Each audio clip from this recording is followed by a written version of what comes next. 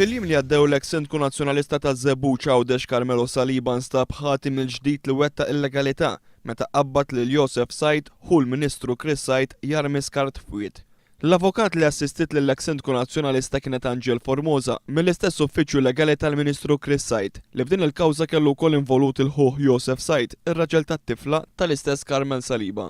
Mill-minuti tal-laqgħat tal-Kunsill Lokali taż-Żebbuġ ta' Marzu 2008 jirriżulta li s-Sindku Nazzjonalista Carmel Saliba kien juża s-servizzi legali ta' Chris Said li jiġi hu r-raġel tat-tifla tiegħu.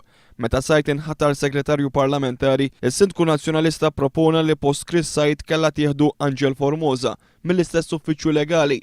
Carmelo Saliba baqa' juża s-servizzi legali ta' Angel Formosa anke wara li spiċċa minn Sindku, tant li kienet l-istess avukat mill-istess uffiċċju legali ta' Chris Said li ddefendit lil Saliba f'każ li fih instab ħati flimkien ma' Joseph Said li kien rama skart f'wied b'mod illegali.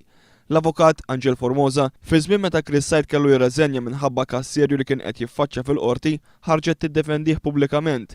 Angel Formosa mhux biss tokkupa l-karika ta' prosekutur fit-tribunal, imma wkoll hija membru tal-Kummissjoni Nazzjonali dwar il-Familja, żewġ entitajiet li jaqgħu taħt id-Dekasteru ta' Chris Said li minn Jannar li għadda inħatar Ministru tal-Ġustizzja u l-Familja.